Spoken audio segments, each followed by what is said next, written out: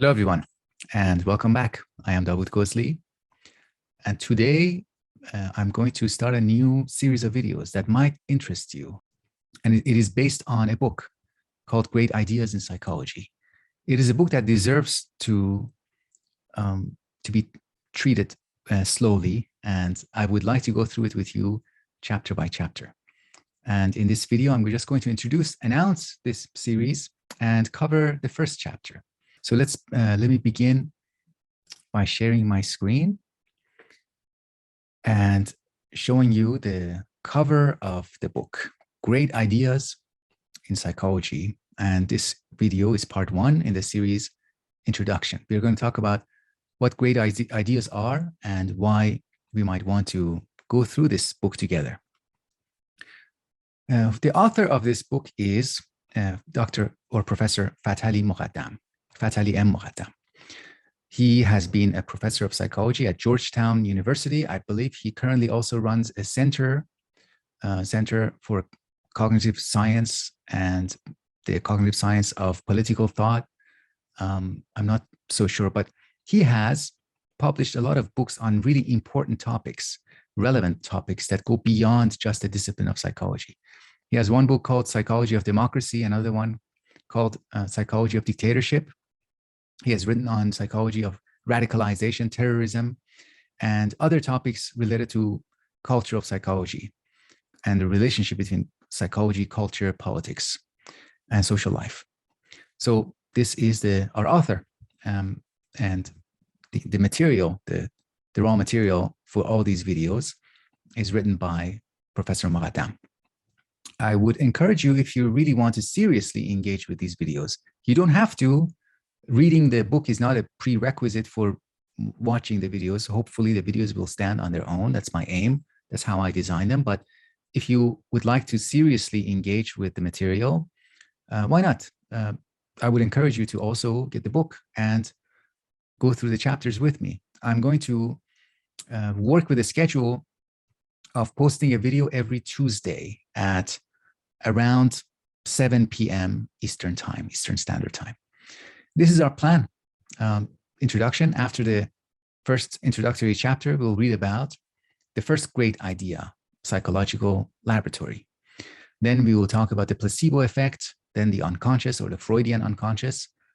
And we have 2 chapters on learning.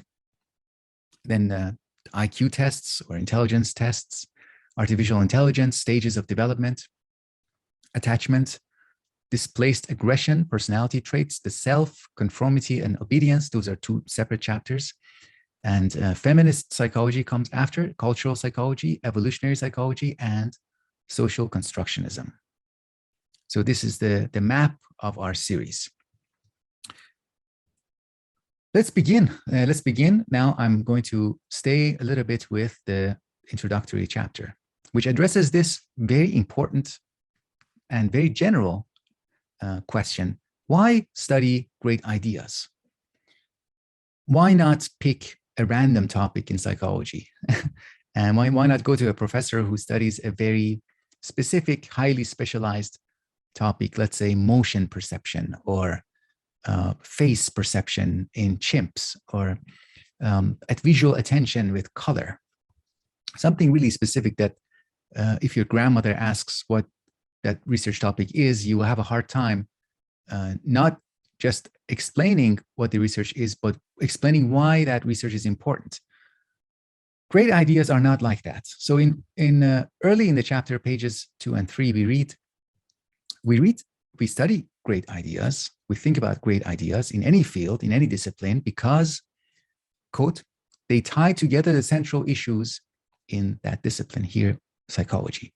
Great ideas in psychology engage us in what is most central and essential in the science of psychology, stripped away from what seem like endless bits of detailed information, dates, names, and references that cram typical introductory texts.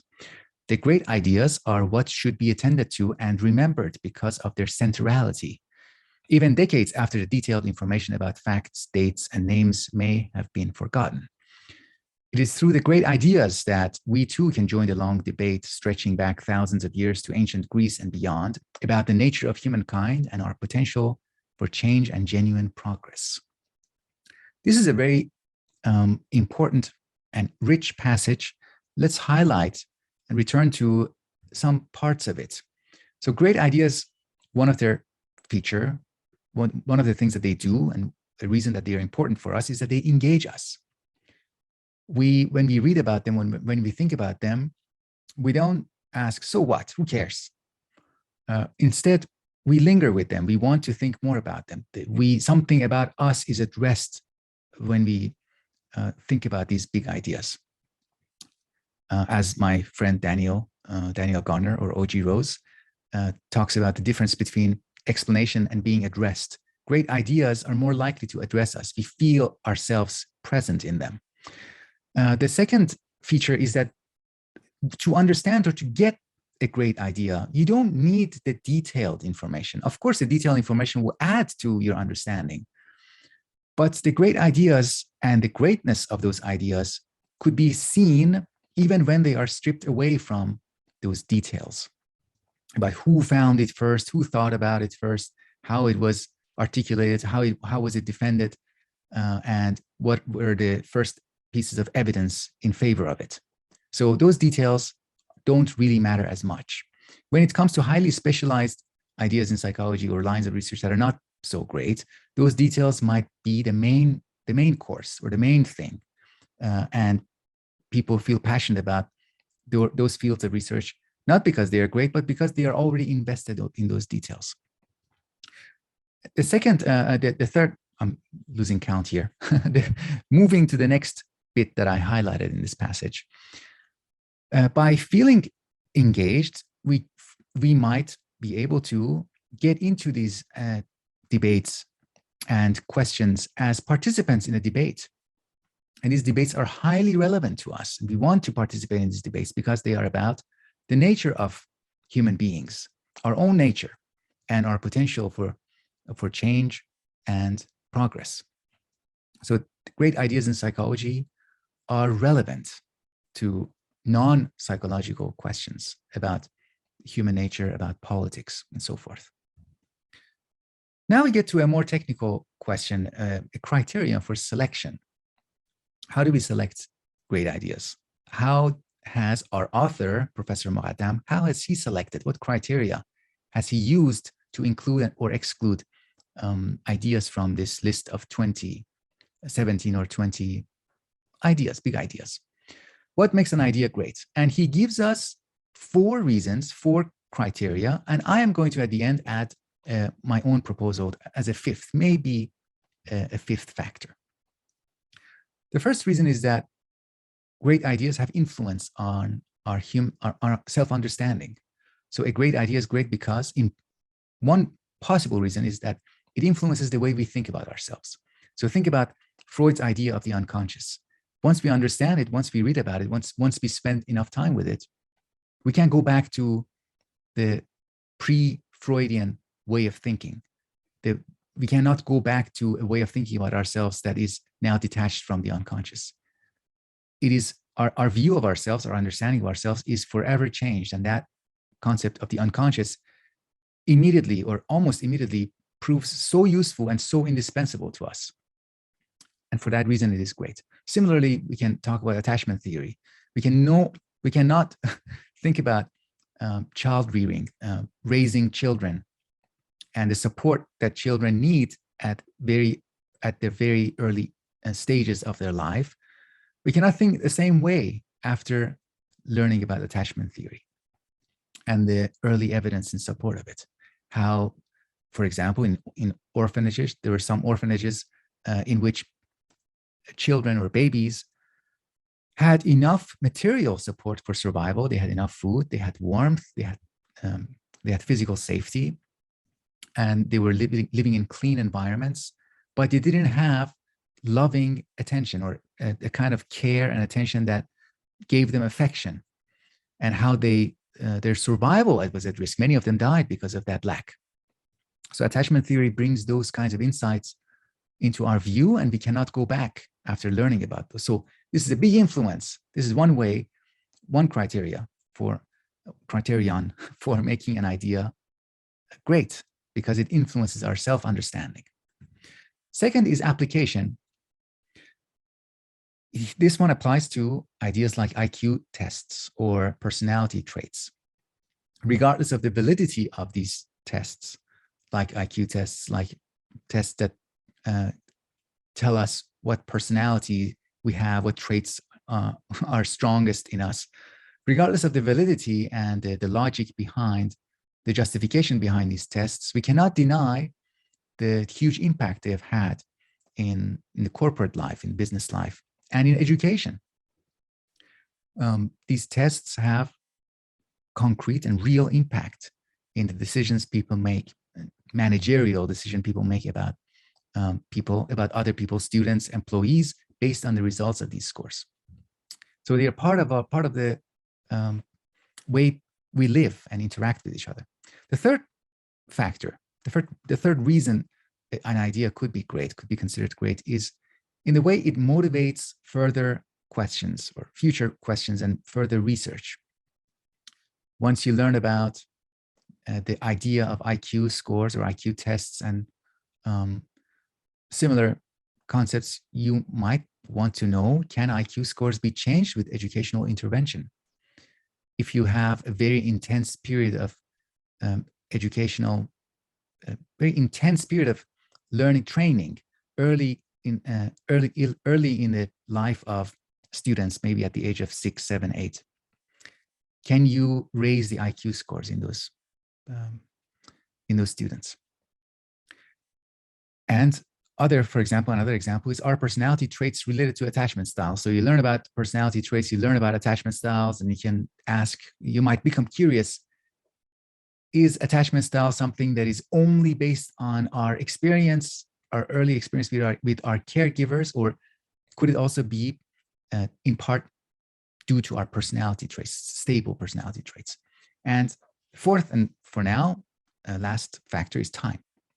A great idea simply has to survive. But we should be careful. The simple survival of a word or a phrase is not enough for the idea to survive. We should distinguish between terms or words or phrases and the ideas behind them. The words might survive, but the understanding of those words might be superficial, and it doesn't guarantee that the ideas, the original idea behind them, has survived.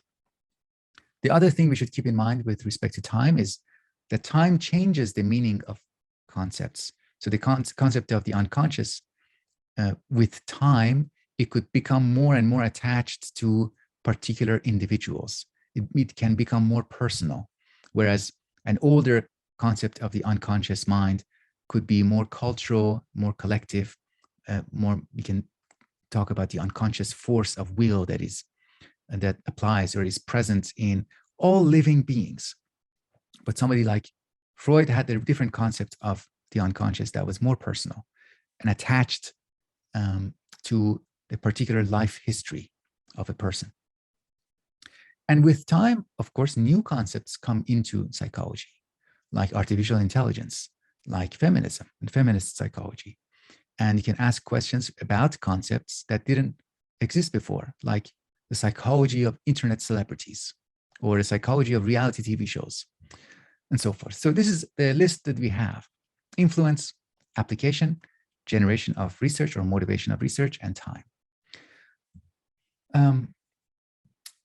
Now, in this introductory chapter, our author also talks about approaches in psychology. So we should keep in mind that ideas are not the same as approaches. So you might have an idea of learning, but learning itself is not an approach to psychology. It is not a style of psychological study.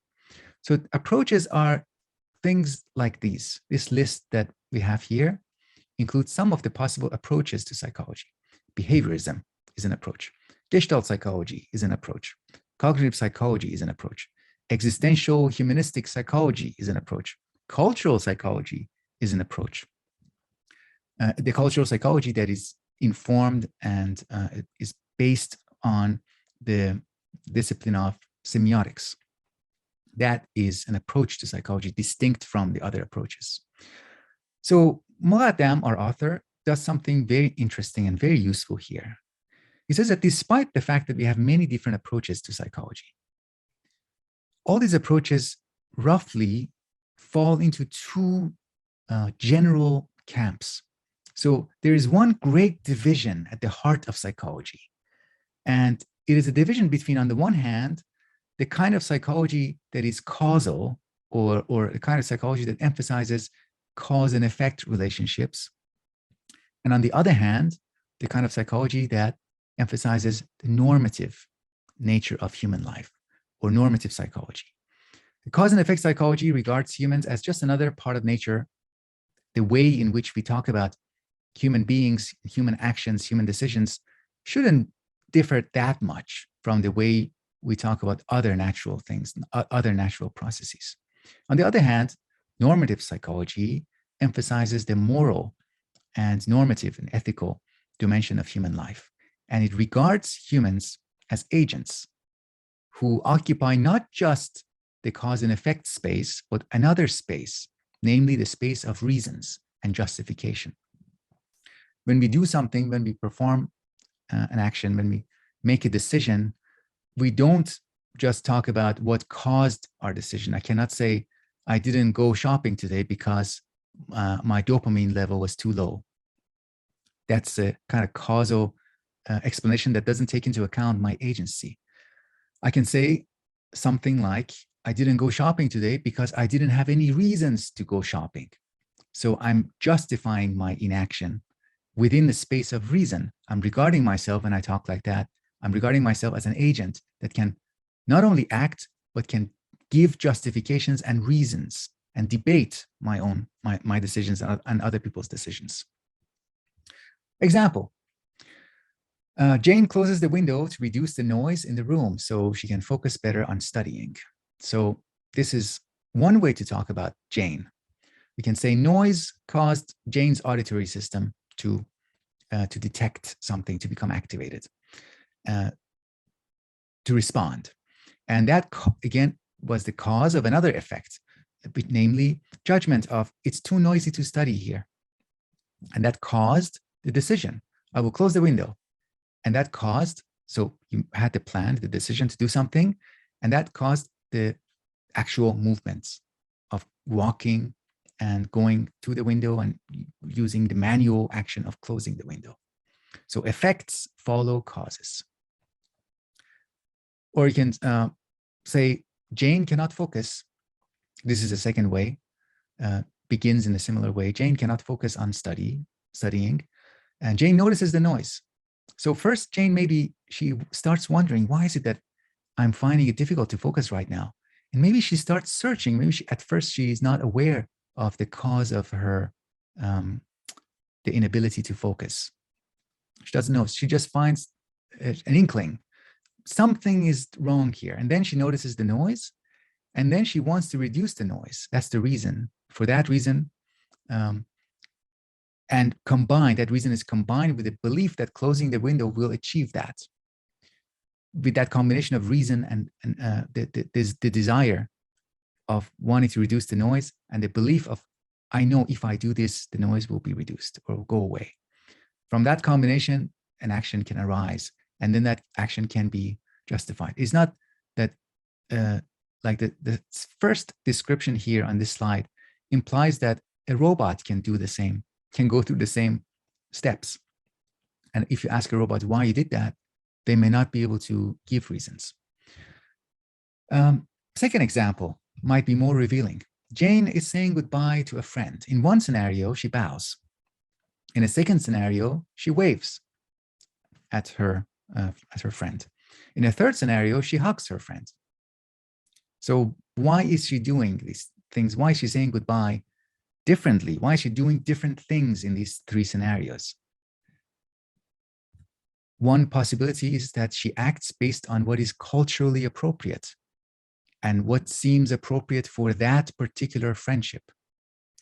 In one friendship, maybe she has a Japanese colleague or friend, and she's saying goodbye to them, and she's bowing because in that cultural context, a bow is more reasonable. It is more appropriate. Propriety, that's the key word that I was looking for.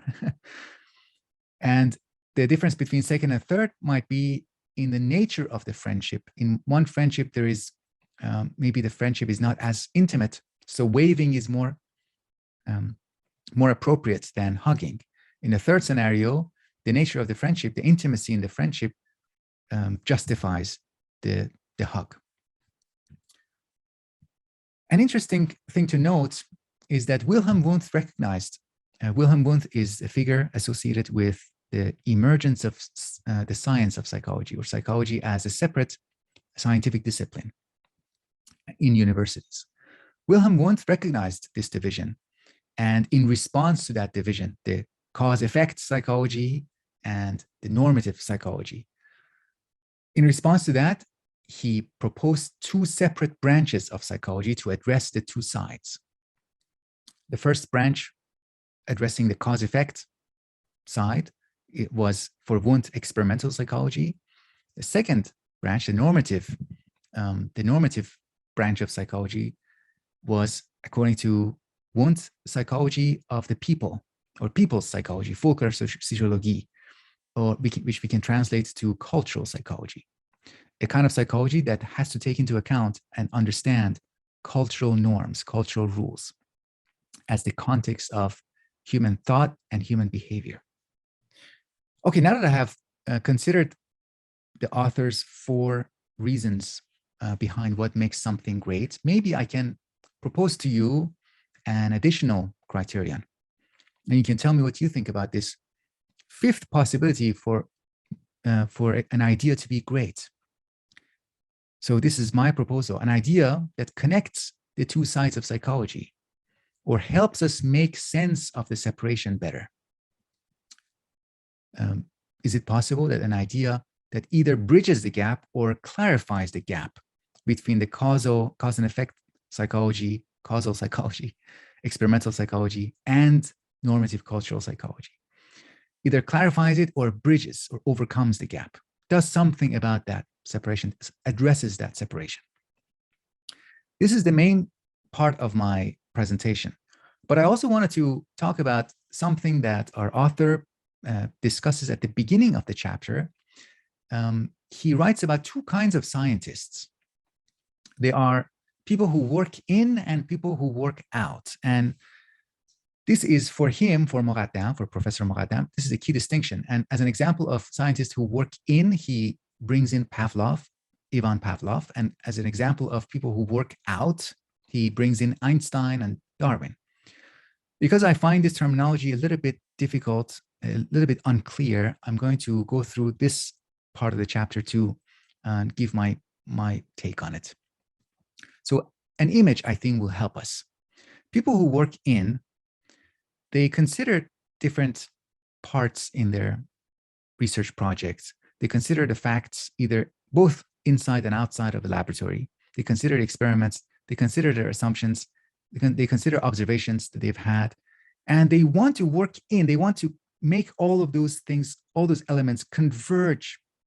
And they want to be strictly in accordance with all the elements of their science, all the elements of their experience, the logical assumptions. They want to be true to everything. So consistency is their aim, and they want convergence between the different elements. By contrast, people who work out, they take all of those elements, they take the facts, the experiments, the observations, the assumptions, and the way they ask questions is, okay, if all of these things are true, if all these things are given, what else can we say? What else might be true? What else is possible? So they adopt a more expansive approach. And I think that is what Moghadam says by the distinction between, what he means by the distinction between working in and working out. So it's a kind of a difference between convergent thinking and divergent thinking. Taking that as your, taking these bits and pieces as your starting point and then going beyond them. I want to take a note here, adding to Moghadam's discussion. I want to just note that this is a psychological idea itself. To talk about the psychology of scientists, so working in and working out, that is a way of talking about scientific differences in terms of psychological tendencies and inclinations. And it sounds like a theory of personality, which we will talk a little bit more about in this series. And it is also related to psychological functions. So we can say imagination is more active in the Einstein-Darwin group and it contributes less in the Pavlov group who work in and want to converge and be consistent. And psychological functions of organizing facts might be more dominant in people who work in. All right, this is all I had with regard to chapter 1. If you would like to support this series, the first thing that I would really appreciate is liking and commenting on the video, because it would give my videos an advantage on YouTube with regard to YouTube algorithm. And if you're interested in more content and in joining our reading groups, you can visit my Patreon page. That's also the best way to support what I'm doing here as an independent scholar. I'm not really supported by an institution at the moment. So it would really make a big difference in the production and how much leisure I have to devote to creating these videos. And my website is dgozli.com, where I occasionally write. And there are also some links to the YouTube channel there. And our next discussion, next time that I post next Tuesday, we will talk about the first official great idea in this list, namely the psychology laboratory. Thank you very much for your attention, and I will speak with you soon.